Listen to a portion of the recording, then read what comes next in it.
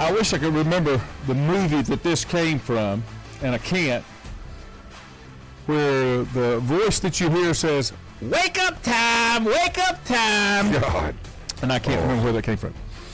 Anyway, good morning to you. I hope you everyone fared well through the damage and the storms yesterday. Gaston County, Cleveland County took hard hits. They had to close both county schools in those two counties because they don't have power. For today. For right. today. Wow. Mm-hmm. For a number of schools. I know that Highway 150, right before you get into Waco going towards Shelby, was blocked. Yeah. Multiple trees down. Yeah, I heard about that. Johnny B posted on Facebook yesterday after it kind of all moved through. He was on his way, I think, to Belmont, and he saw a lot of damage around 85 and 321, including an overturned truck that had been blown over. Thought maybe a tornado had come through, or either one of those hard, what do you call them? Microbursts. Microbursts. Yeah, we had one come through Maiden like 15, 16 years ago that swooped down.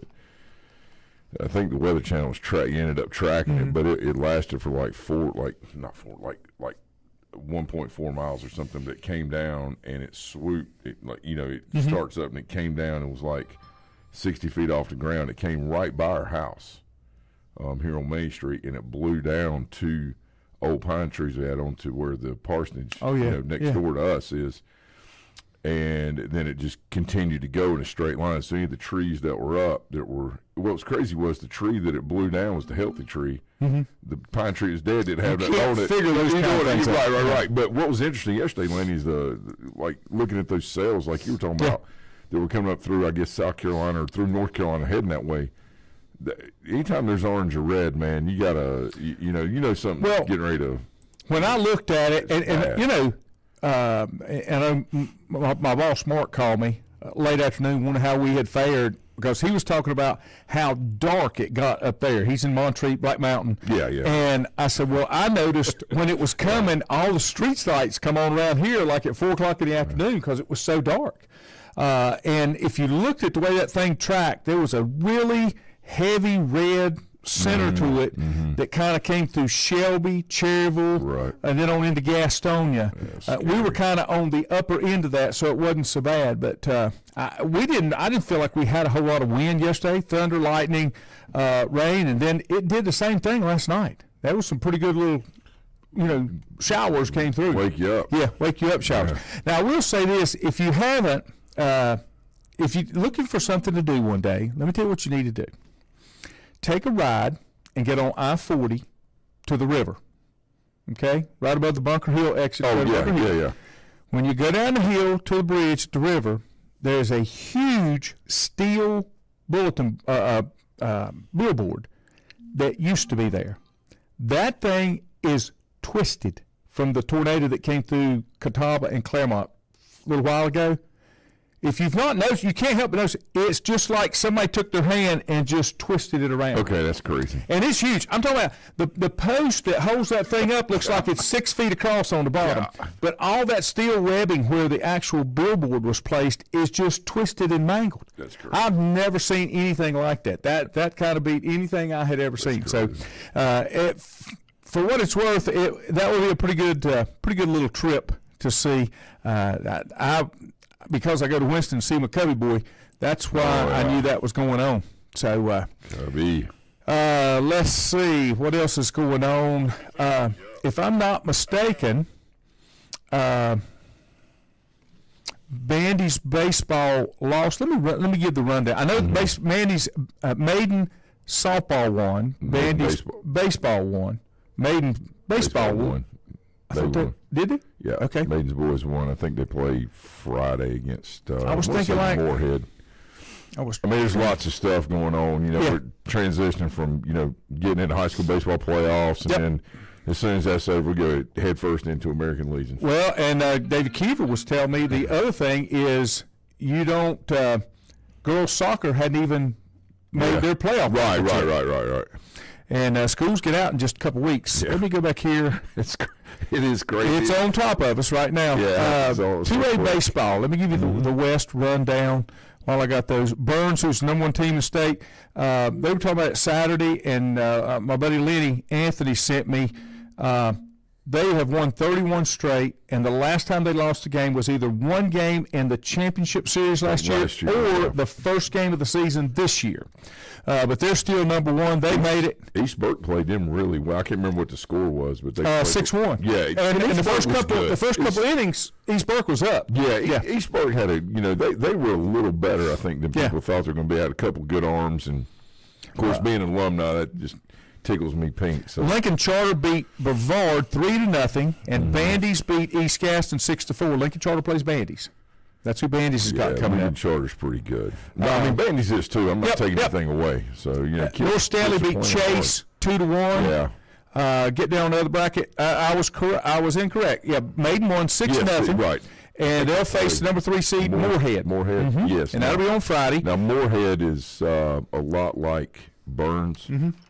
When you get in that upper tier of 2A baseball, you've got some serious arms. Yeah. And a couple of guys that got serious pop, with the bat.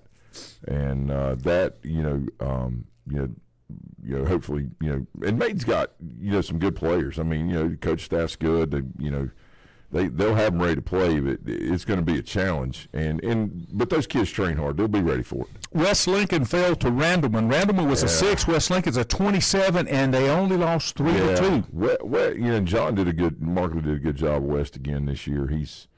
I coached John, a long time ago, but 15, 16 years ago. But he's done a good job out there, and I look for them to continue to, play well in the coming years. The top 2 teams in the West are both from Rutherford County. Burns being number 1, East Rutherford is number 2. They beat Hendersonville 6-1. They'll take on West Davidson. Now I'm gonna tell you something. East, I was talking to Coach Reynolds on both of them. I saw them on Sunday, and I'm telling you, those top 3 or 4 or 5 teams, Lenny, in that 2A bracket on the West side, they're pretty good, man. They're pretty good. In the 1A, Highland Tech beat East Wilkes 7-0. They'll play number 1 seed Mount Airy. Cherryville defeated Mitchell 15-0. They'll play South Stokes on Friday. Swain beat North Stokes. Drawn beat Bessemer City 18-0. And they'll face off on Friday. See if there's anything else. Drawn's got 2 really good arms. 1A, they're 1A schools, but they, 2A border size, right? Just real close. But I know a lot of those kids over there that haven't grown up in that area, and they've got a pretty good squad. Mm-hmm. And if they can get through, the 1A bracket is always one of those, Lanny, where it's not like the other brackets. The first round is pretty much a give me, because you have such disparity between very good teams and not so good. Obviously with the Mitchell drawn score, but what happens is they get in that second round, and then you may run into a charter school or a community school of this or whatever, and then the baseball gets really good really quick. Drawn could go as far as they want to go. I mean, the Jensen kid there, I grew up with his daddy and his uncles, who are basically my best friends. His dad's a mayor of Rutherford College, Yates Jensen, great people. But that kid, he's a good left-handed pitcher. He hits right-handed. Mm-hmm. I think he's a Division I hitter. We were talking about that last night. Me and Cam were in the lab last night just talking about kids or whatever. But they could make a run. It could get interesting.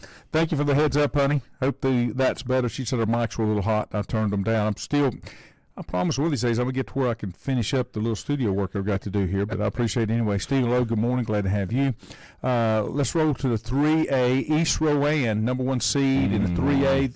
They beat West Mac 11-0, and St. Stephen's beat North Gaston. They did. Okay, so East Rowan will take on St. Good. Yep. Rolling on down, East Lincoln fell to Oak Grove 3-1.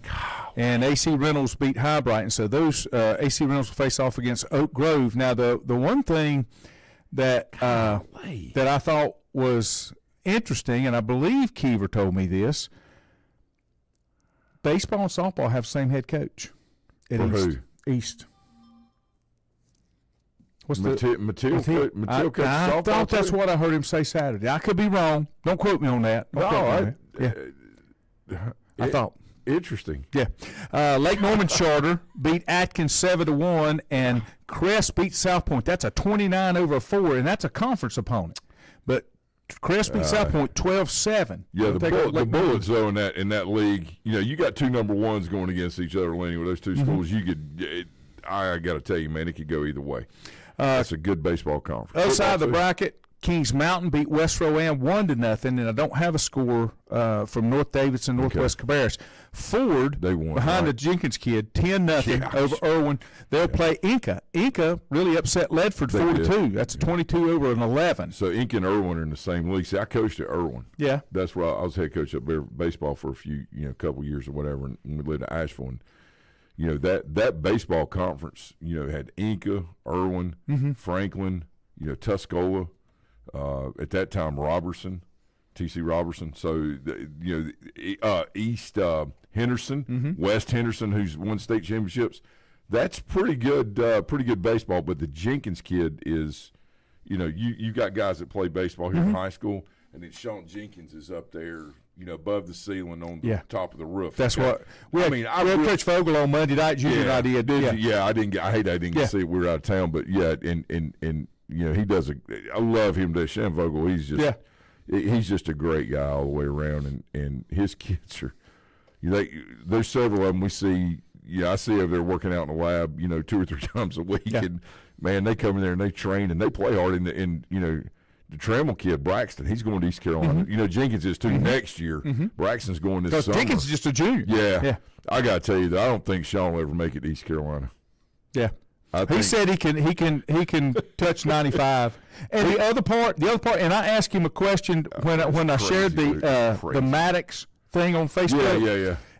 Yeah. Not only can he throw hard, but he's got movement. He's got different pitches. Oh, it's filthy. Yeah.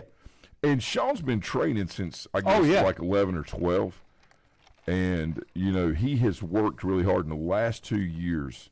And especially to his credit in the last year, Lanny, you can see the transformation of his body as he continues to grow. He's very, he's gotten tall, obviously, and he's got long arms.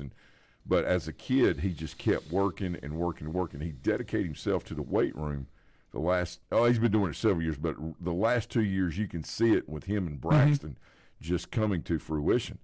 And I can tell you personally, watching my own son do these things from that young age through, that it is a game changer. So if you got a young person, plays whatever sport they play, and they get dedicated in that, what happens is when you're young, you have all these kids that are like tremendous athletes, right, and they're way up here. And then you got these kids that work hard, but they're still not there. Well, what happens is as you continue to train, then you start catching up to the level of the athleticism. You enhance your own athleticism by being stronger, faster, that kind of thing. And then these kids that don't work out, they cap here, and then these kids that work out pass them. Right. And that's what happens about this time, is when you see that start happening around, 10th grade, but especially 11th and 12th grade. You really see the separation, start happening. And it makes a difference. All sports, but especially football. Right. Makes a huge difference. Right. Huge. So anyway. Richie had a question. I'll go back to scores here in a second. Did you get to see the Mets third baseman plow over the umpire in person? It was in St. Louis. No, so that had happened in our game, but I got to tell you, that third baseman for the Mets, that kid's impressive.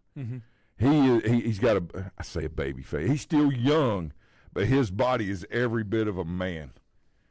Every bit of a man. And I was telling people we were with, Mandy and I were talking to him, we said, I expect that kid right there to have a pretty good career up here. But it was cool being, really, we were so close. Like I could almost reach out and touch the on-deck hitter.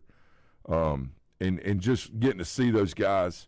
It's been a couple of years since I'd been to a Major League game, and just getting to see those guys in person and how big they are, and then some of them how young they are. They look in the face, but their bodies don't, Oh, I know. Their bodies don't say, but their faces are still young. You look at that one guy like, is he shaving yet? And then he hits one like, you're 18 rows up. You're like, I don't know if it matters to shave or not because he shaved that ball out of here. Let me go back to our scores and catch you up. It was Rockingham over Pisgah and Tuscola over Stuart Kramer. Rockingham beat Pisgah 4-3. Tuscola over Kramer 11-1. So they'll meet on Friday. North Lincoln beat North Henderson 12-2. Yeah. And West Henderson beat Ashboro. So North Lincoln and West Henderson will play. I expect North to go through the bracket and meet East Rowan. Oh, wait a minute. No, that's not right. Go.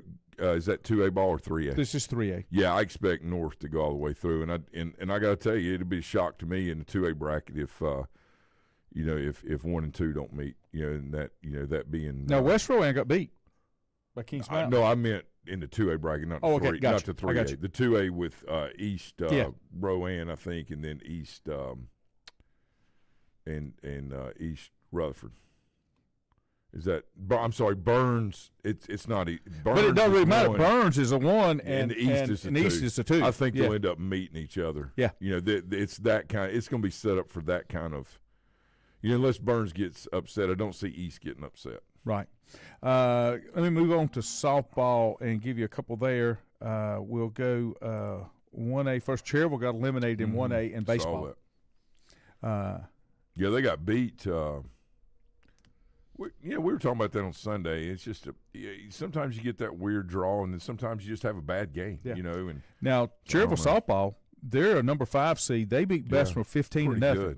They'll take on Easter Randolph, and see if there's any others here. Drawn beat Langtree 15-0, and North Stokes beat South Davidson a 23-10, 18-0. So they'll meet on Friday as well. And then in the 2A action in softball, I know Maiden won. Yep. East Rutherford beat West Lincoln 5-0. Yeah. That was a 16-17. They'll go on to face number 1 West Wilkes. Lincoln Charter got beat by West Caldwell. Owen beat Burns 5-1, and Bunker Hill beat Moorhead 2-1. Yeah. And so they'll match up on Friday. West had a really good team.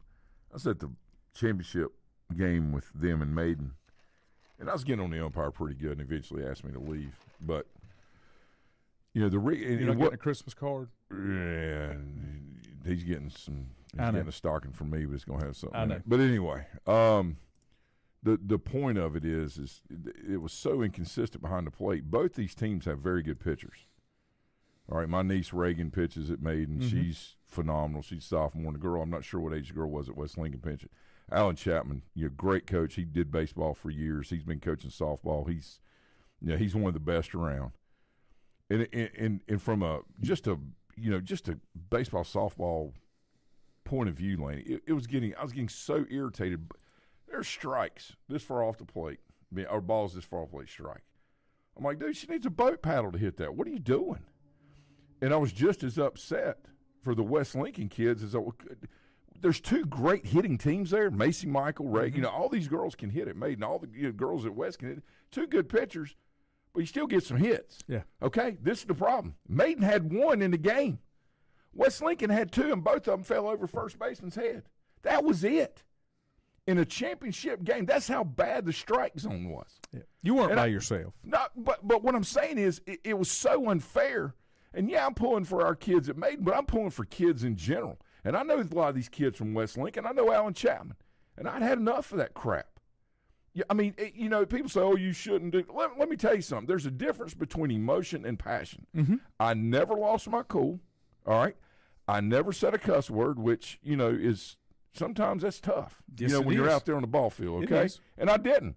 I just said, you got to be better than that, man. I said, these kids deserve, and this guy's supposed to be the best in the area. Well, you're like I am. And I wasn't browbeating. What I was saying was, dude, you can't do this when these kids work this hard and come in and play something. We can't find anybody to call games. You know what I'd say? You know what I say to that? This is what I say. Let the kids call it, because it would be a lot better than watching the bull. Yeah. Watching what I saw in that game. Well, where you get upset like I do is when you're taking an opportunity away from a kid. And he made it about him. He was narcissistic, And you know what? I said, I can play that game really well. So hey, Maiden, in playoffs, Maiden is the number 3, and they beat Whitmore. They play Mount Pleasant on Friday, and Maiden can play at home all the way to the end of their bracket if they continue to win. East Gaston beat Chase 12-7. They'll take on West Stokes. It was Bandy's over Forbush 5-0, and North Stanley over East Burke 11-1. So Bandy's will take on North Stanley on Friday. That's your 2A lineup in softball. And by the way, I don't apologize for that. Mm-hmm. Because, you know, when things, it's like you and I talk about this all the time. You know, things, and let me tell you this, every umpire, even coach, we have terrible games, terrible nights. As long as I feel, and this is based on a lot of years' experience, Lanny, okay, 32, okay? Mm-hmm. As long as I feel they're giving an honest effort and not making it about them, then I'm like, you know what, just having a tough night, you know, we just battle through it. You know, both teams, it's fine. That was not the case. We were in complete narcissistic mode from I say first inning. I didn't say anything the first 2 innings because I wanted to see where things were. There was a strike called on the West Lincoln batter that was that high off the ground and this far off the plate. Now, my niece was pitching. Good for her. But not that. Okay, fine. Missed that one. 2 innings later, same thing. Same thing. Well, the kids are confused about where the strike zone is now. Then there was a ball that was called a strike that almost hit one of the kids in the elbow, in the front elbow. They don't know where the zone is. If they don't know where the zone is, they can't zone up and hit. You know, that's the whole point. That's the big complaint with Major League Baseball, and why I've kind of been an advocate for robots is because when a pitcher goes out there and a hitter, the first time through the lineup, and Coach Jenkins was talking about this too, when they play, Vogel. Coach Vogel from Ford, he said, you know, we get through the order one time. We kind of know what's coming up. Well, it's the same thing. You've got pitchers that want to establish the strike zone early on. They're gonna try to find the corners. What's he gonna call? What's he not gonna call? Yeah. And if it moves, that's when I have the problem. Let me take a quick timeout. I do want to get one in here right quick. We'll be back. We still got some more to talk about as far as the state's concerned, and a couple other topics. Back in a moment. Whether it's a sit-down meal or a call-in for the drive-thru, Brookwood Cafe and Catering is the answer. A variety of meats, vegetables, and desserts cooked daily, or a hot sandwich from the grill, they have what you're looking for to satisfy your taste buds. If you need catering from 5 to 500, Brookwood has you covered as well. Stop by Brookwood Cafe and Catering at 202 Providence Mill Road in Maiden. Don't forget breakfast daily till 11 a.m. Open Tuesday 6 a.m. to 2 p.m., Wednesday through Saturday 6 a.m. till 8 p.m., and Sunday from 7 a.m. to 3 p.m. Call 828-428-8944 to place your order today. If you ask around, you'll find Burke Mortuary has a reputation for excellence and commitment to value. They've built a reputation of trust for more than 35 years. Burke Mortuary is proud to offer personal attention, meaningful tributes, and the area's most affordable prices. They're also proud to offer you beautiful, state-of-the-art facilities. It's the perfect place to honor your loved one. So when choosing a funeral home, the choice is easy. Choose Burke Mortuary with locations in Maiden and Newton.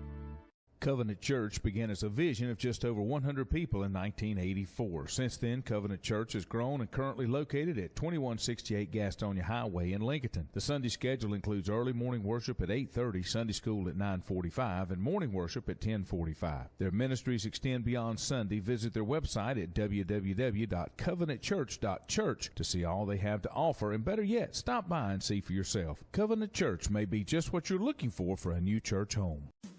First Federal Savings Bank has been serving Lincoln County since 1940. And as it has been from the beginning, customer service is a priority to First Federal Savings Bank. They want to get to know you by name. First Federal Savings Bank has the convenience, the products, and the services that the larger banks have, but with hometown people that you see throughout your community. Stop in and visit one of their 4 convenient locations and see what First Federal Savings Bank has to offer you. Member FDIC, an equal housing lender.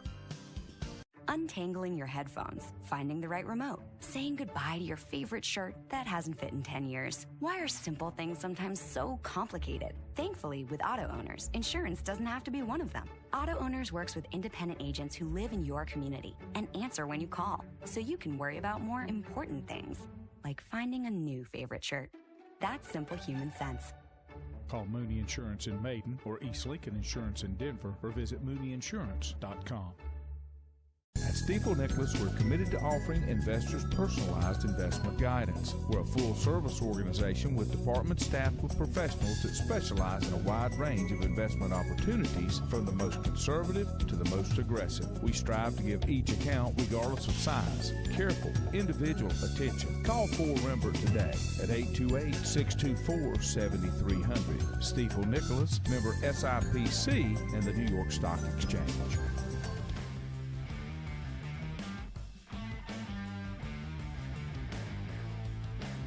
And welcome back. Glad to have you. One of these days, I'm gonna get time to come in here and kind of work on my on the rest of my stuff in the studio. At least I got the computer fixed where we can, knock on wood, at least get on the air. Because we even had that trouble for a while. That's why I did all the mess that I did. Let's see.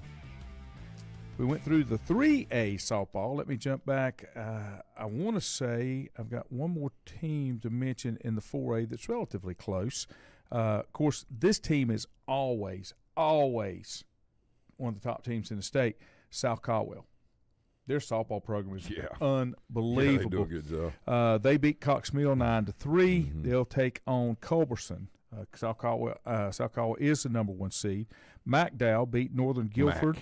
They'll play Myers Park. It's not McDowell. It's McDowell. Smackdown. Yeah. That's what we used to call them here. South Iredell beat Northwest Guilford, and they'll move on to take Western Guilford. The number 3 out of that bracket is Weddington. They'll move on to take on Hickory Ridge. Oh, wow.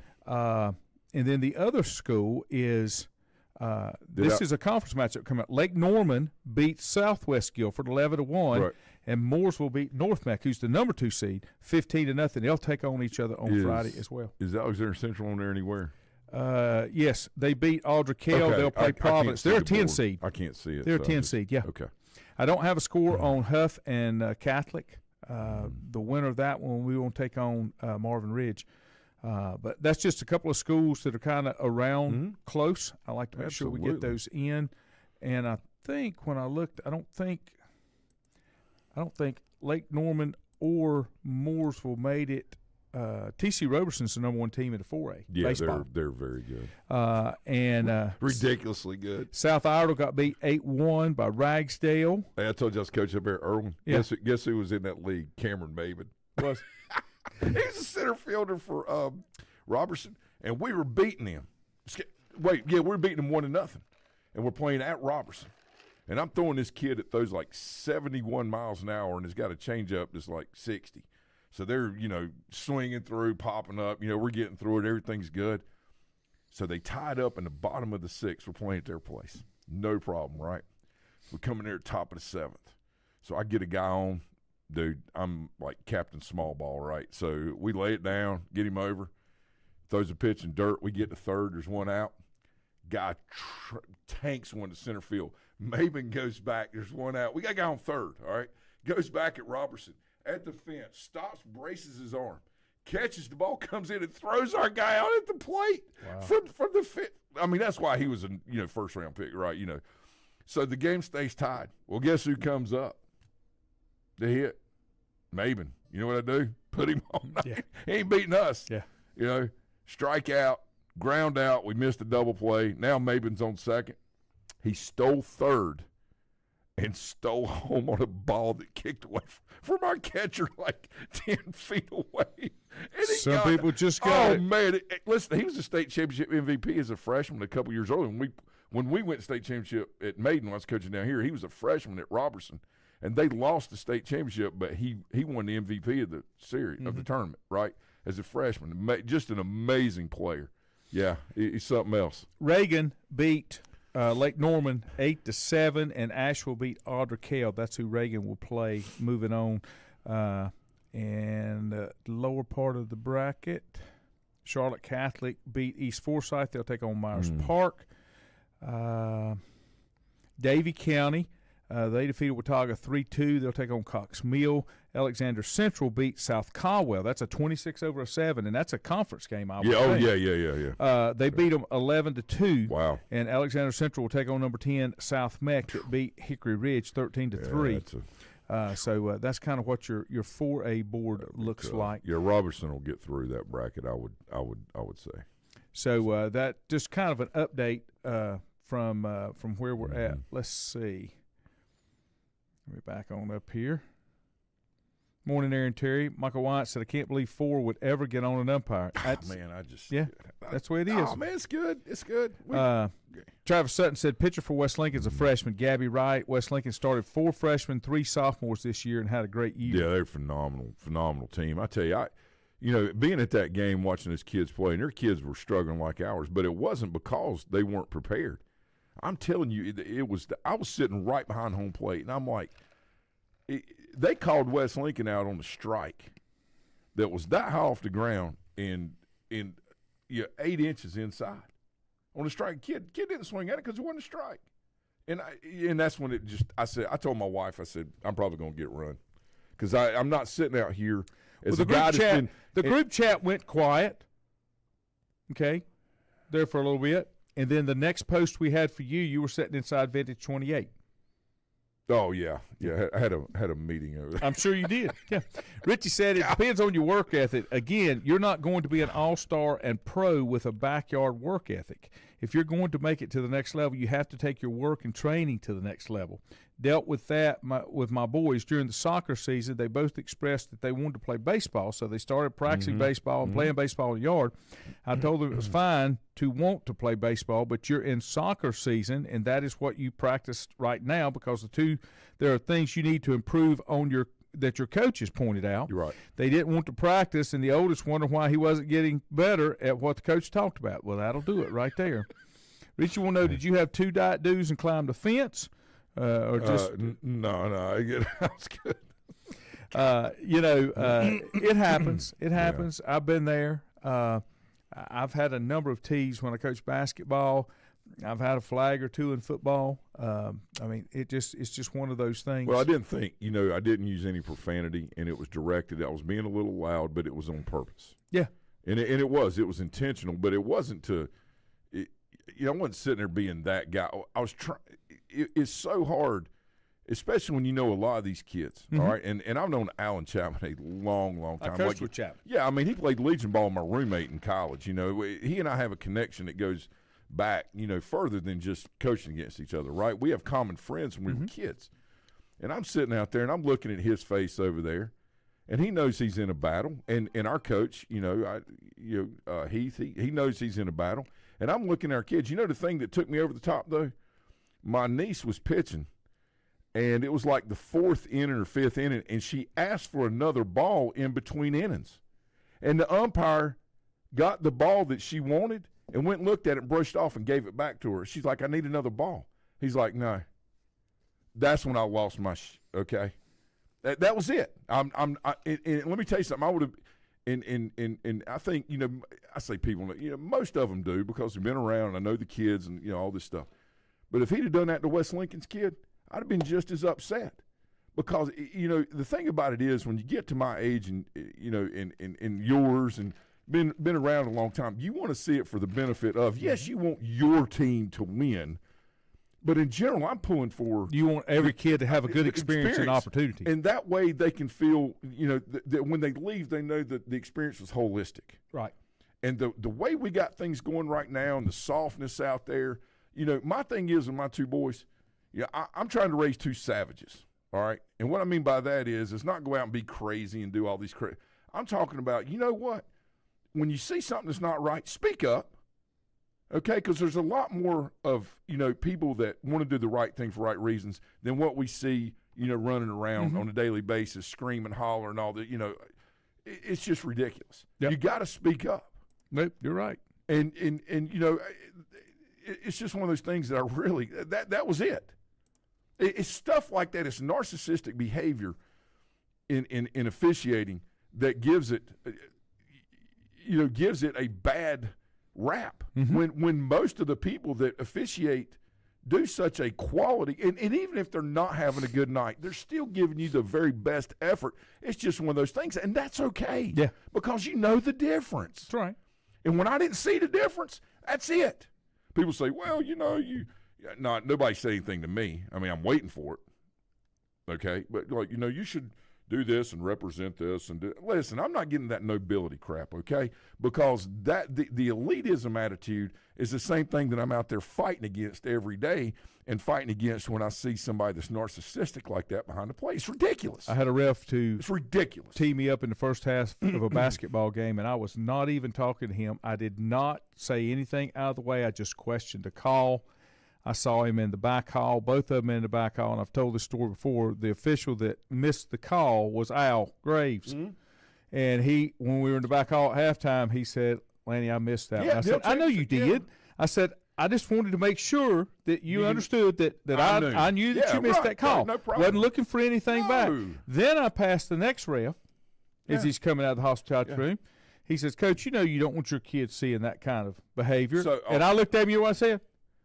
When the calls are as yours are, you're absolutely right. I want them to see that. Oh, so you're not supposed to told fight for it's about my kids. Yeah, you're not supposed to. You're supposed to maintain the honor and the dignity of and set the example for. Let me tell you something. It's like this. It's the same thing. Like when you go play for a coach, you most of the time or you learn very quickly who you're playing for, and you have two choices. You can either accept it or you can just quit. And the two reasons you should quit, number one, the environment's not good, and number two, or you're not getting an opportunity. People say, well, yeah, but you should work through that. You can't do anything about a bad environment and lack of opportunity. You have to cut your losses and move on. I'm not saying kids should quit sports. What I'm saying is if those two things aren't present, you got to get out and change the scene. Yeah. Okay? But if those two things are present, you got to fight through it with the personality that you're given. You know what you're going into. Mm-hmm. And because the level of expectation has been set. And the problem is you have all this investment of time and energy and effort, all right, and mental capacity and physical capacity put in to go out and compete, and then you get what West Lincoln's girls and our girls had to deal with. It was not fair. Those kids did a phenomenal job battling the elements like they're supposed to, but it's not what you would expect in a championship-style play. Mm-hmm. All right, that either one of them had to go through. West Lincoln wins 10-8, Maiden wins 7-6, whatever. 1-0 with 3 hits on those two teams? Yeah. No, that tells you something's wrong and something needed to be addressed. And I'm sorry, I'm going to be the guy to do it. Yeah. And you know what? All they can do is ask me to leave. Well, and that's it. The other thing. I'm not going to watch it. The other thing about it. I'm done. Is I do not want one of my kids saying anything. That's my job. Right. If you're not happy with something, let's come and talk about it before you go off on the official, because it can penalize you more than it can me. And that's overstepping a bound that is inappropriate. In football, I felt like those were quality timeouts when I couldn't get an official's attention. Yes. And that usually keeps you from getting a flag if you burn a timeout because you want to talk to him. Right. That's, if I'm willing to do that, that means it's serious on my end. And you know what? Most of the time, Lenny, I'll tell you this, when I called a timeout, when I was a head football coach, all right, and I called a timeout and asked for the explanation, I may not like it, but they would give it to me. And there were times that I thought, no, you just missed it. You need to own up to it. Maybe you didn't, whatever. But most of the time I said, okay, thank you. You answered my question. I had one with a white hat. And you have to do that. And he met me coming onto the field. Coach, I'm like, look, you're going to have to do better. I said, I'm not complaining just about me. It's the same as you. Yeah, right. You're just not getting it. It's confusing both Then teams. I talked to my team, and then I'm walking off, and the umpire, and I will not call his name because he's local, he looks at me and says, Coach, why don't you just coach and let us call a game? I said, if you would call a game, I wouldn't have to burn time out to come in here with you. That's completely inappropriate for someone to say because they're putting in an hour and 25 or 40 minutes, 2 hours, where you've put in almost 100 that week. Yeah. So that's unexcusable. And here again, it's just about the kids. And it's incorrect because you have an emotional and physical, social emotional attachment into what you're doing. And people say, yeah, but, you got to keep your priorities in order. There's people, listen, no. This is what builds character for the next stages for our kids. And the problem is our adults are the ones that are letting our kids down because, people are fussing at me and doing this. Let me tell you something. When I was at Madison High School as the head football coach, I took over 10 days before the season started. They had never been in the playoffs. We went to the playoffs that year. We were 4-6. All right, and ended up being 4-7. Got beat by Brevard in the first round. Good program. Dan Essenberg, no problem. I was still the dumbest you-know-what in America and the stupidest you-know-what in America coming from the stands. Okay, look, no problem. No problem. Okay? But yet you talk to officials that are not doing their job. Now, the problem I have is if an official's doing their job and somebody's still badgering them about things because they're just being that way, that's different. And I have no problem complimenting an official when they do a good job either. I would send messages to David Brown and Seth Keener in baseball all the time when I was coaching and say, hey, these guys had a great night. We got beat. We got beat by Caldwell like 7-4 one night. And David asked, and I sent David, I said, David, I know you're going to send or talk to me later today. I said, I'm going to go ahead and tell you those guys did a phenomenal job last night. He said, did y'all win or let's say we lost? He's like, oh. I said, whoa, wait a minute. I'm looking for the quality of the game and letting the players determine the outcome of it instead of the other way, right? And I've had run-ins with David and Seth before on the field, but we are friends in common and friends as well off the field, and know that we all want it to be better. And David and Seth both want that. David Brown's around a long, long time. Basketball, baseball, booking agent official. Seth's been doing it a long time. Grew up playing ball against Seth. I think he went to Hickory. And, I've known these guys a long time. And they want to get it right. And I talked to Seth the other night. I told him, I said, it was worse for the kids at West Lincoln. Because Reagan knows how to pitch. Now, the girl from West Lincoln's pretty good. She was really good. But Reagan, and I don't know her as well, but Reagan, my niece, she knows how to pitch. She pitches like her daddy. She can find a zone, right? But she can't do anything about when the zone But moves. she doesn't throw too many strikes because then people get dialed in. Aaron would throw 2 right down the middle at 88, 90 or whatever, and he's throwing a slider, maybe at your head, that breaks back inside, or he's throwing a fastball into your chin. He's not going to throw too many strikes to get you comfortable up there. Yeah, that ain't the point. And, I just felt like that there was a lot of, that with them. But, hopefully they'll move on. But anyway. My wife said, I hate we missed it. We were at an event keeping up with the group text, and then all of a sudden they stopped, and I said, that can't be good. We were at that was Friday, right? Yeah, I think so. Okay. We were at the corner table annual gala. Oh, that's where we were. Yeah, I saw lovely pictures. Yeah. Great pictures. Yeah, it's a great trip. That first time I've been there, that was nice. How about the new realignment coming up?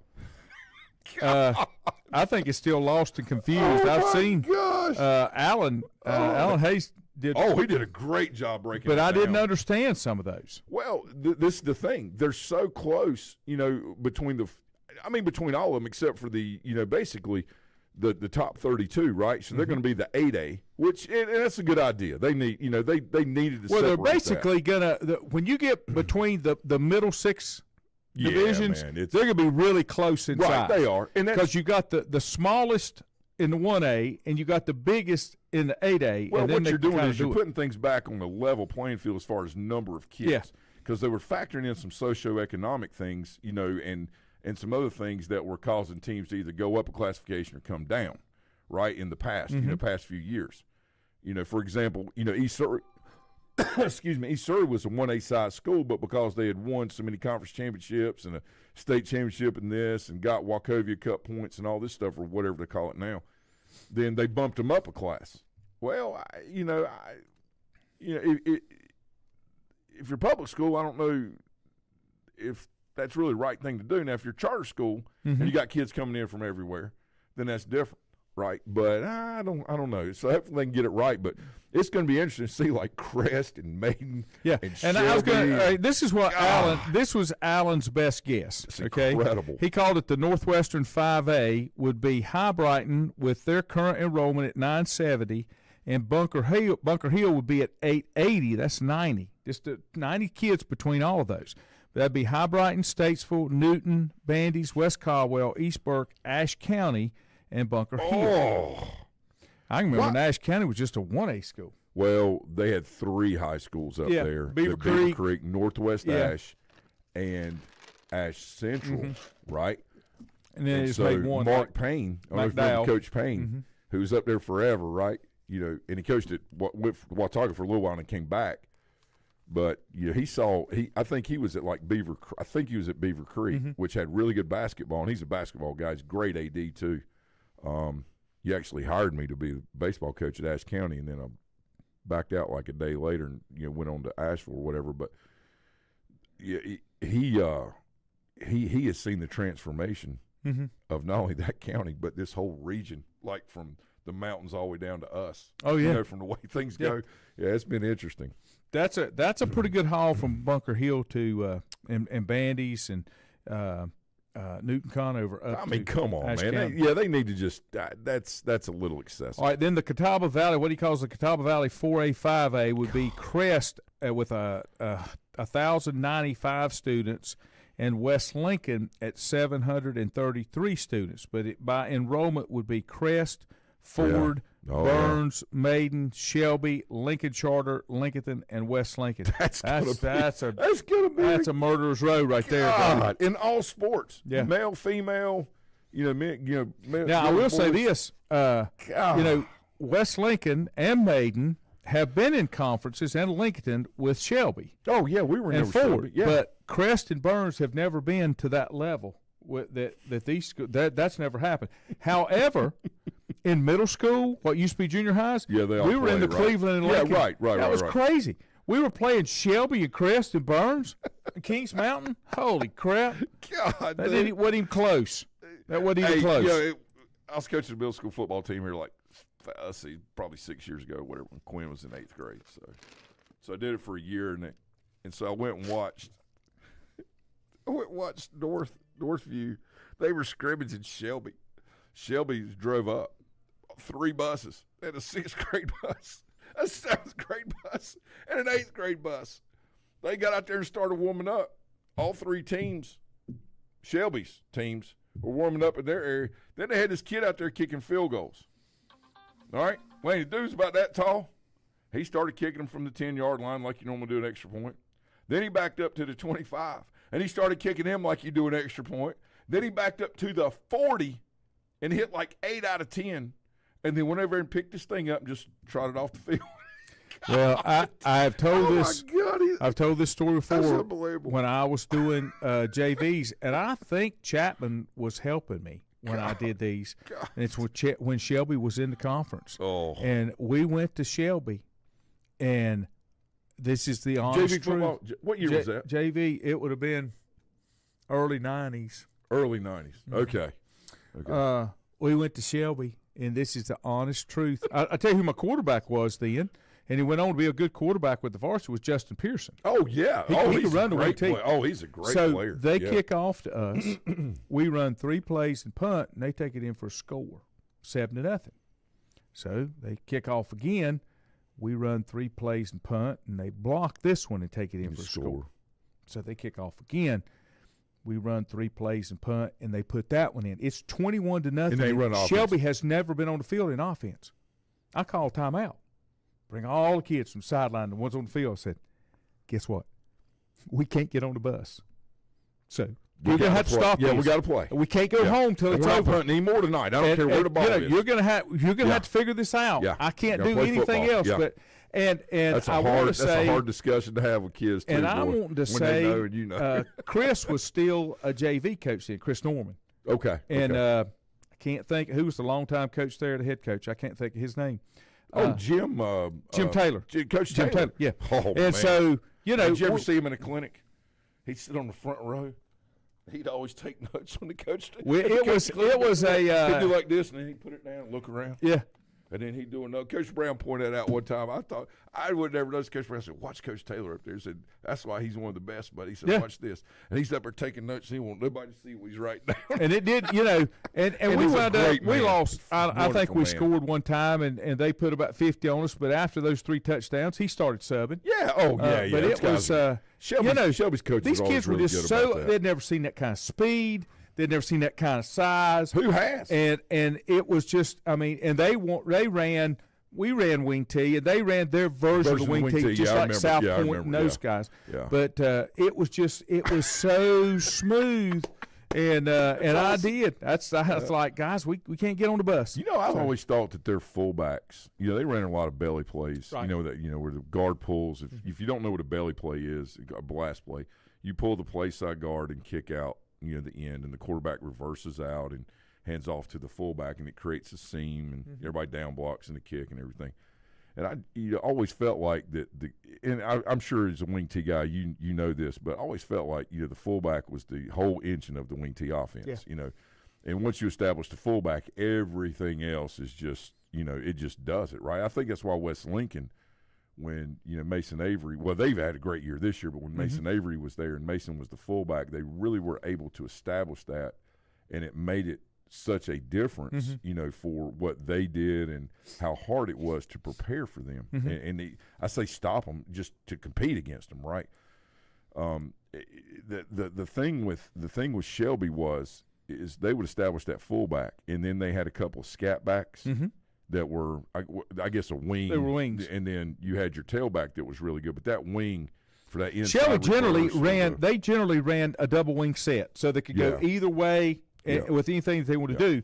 The other key when we had it that would make us a little bit better is not only if you've got a fullback, but if you've got a quarterback that's a run threat, because with the waggle, because you put the corner in a bind when the quarterback runs out there, you pull one or two guards to kind of give some protection, and then you've got to make a decision: are you going to go after him? Are you going to play the pass? Or are you going to be a force player? And are you going to be? Are you going to be the quarterback on the intermediate? Or are you going to go play the pass? Now, if you don't have a good fullback, it's really hard to get the wing tee established. Right. And if you don't have a quarterback that can run the waggle as a threat, it's not nearly it's as just effective. interesting how you line up defensively against that, and the robbing Peter to pay Paul comes in.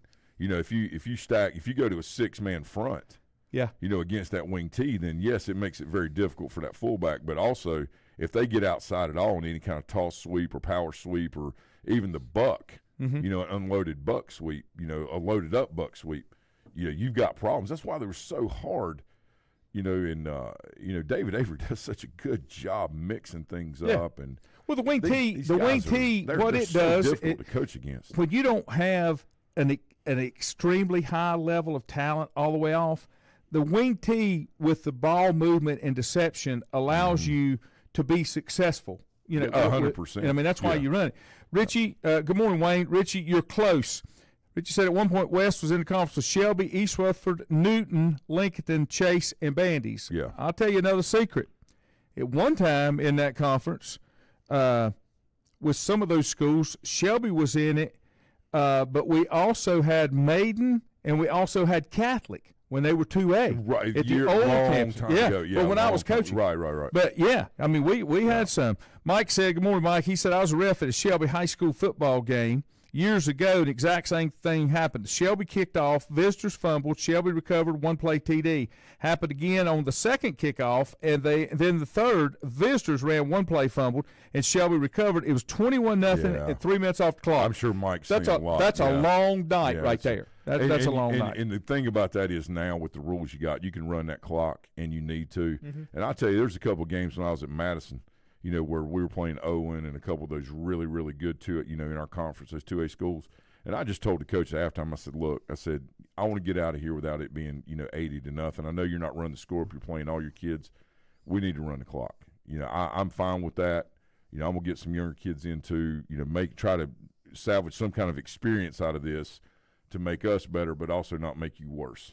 We went, and of course they were, agreeable. When I was at Highland, so it was good. When I was at Highland, we made the playoffs because everybody in the 1A went. Okay. Yeah. We had to go to Lakeview High School, which is 20 miles east of Fayetteville. Oh, it's Lakewood. I know where you're talking about. Turkey and Clinton. Yeah, you just should have gone to the beach, man. Okay, so we had to go down there and play. We had to go down and play. We were not a playoff team. He made me drive to Wadesboro, swap films with him, and I said, you don't need my film. Yeah, I said, we do not need to be here. Yeah. And we went down there. We stopped, where we usually stop at the Smith Field. We stopped at a steakhouse there. Absolutely, man. Yeah. Made arrangements. They took well care of us. We go down there. We get the ball first. Our opening drive, we're actually making some progress. I got a 6'5" tight end. Right. We throw him a hotline pass, and he drops it. He was wide open. Yeah, bless his heart. And when that happened, we just quit. We just quit. Knew it was over. And they're racking on. Oh, yeah. We get to the second quarter. I called an official over. I said, come here. I said, you go over there, and you tell him that we do not want to stop the clock. From this point out. No matter what. I said, I am 3.5 hours away. These kids are ready to play basketball. We don't get stop out here the clock. without death. He comes back, and you know what he says? Coach, he said he's not going to do it the first half. He said, do it in the second half. I said, well, you tell him that's pretty sorry. I said, because it ain't going to make any difference.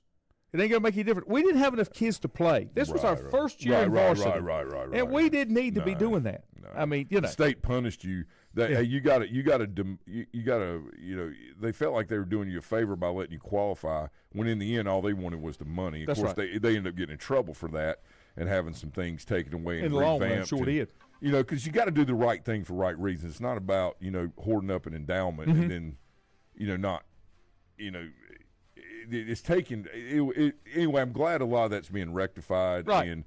And hopefully it's on the right track now. There's a lot of good people that work there, but I really feel like it was time for things to be taken a good strong look at. Yeah, okay, I agree. And anybody that disagrees with that's okay.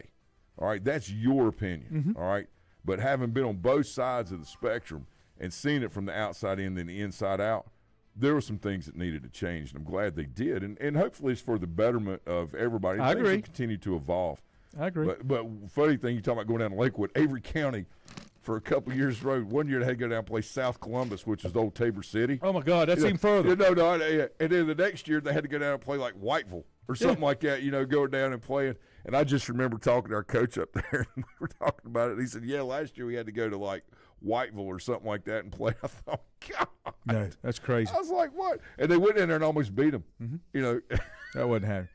All right, guys, I got to go. My phone's ringing off the hook. I've got issues today. Have a great weekend. Oh, man. The boys will be in here Saturday morning, back Tuesday. Yeah, we'll see Okay. Tuesday. We'll see. No. I'm in Vegas at a company meeting. Oh, so I'll be back. I'll be here that. Thursday. I hate that. Thursday. I'll be here I Thursday hate next that. week. Yeah, I got in Vegas. Bless your heart. Well, I didn't Take one for the team. I don't really like it out I don't there. either. Take one for the team. But it's meeting, and we got to go. Mandy and I are going. So. I get it. Have a good weekend, folks. See you.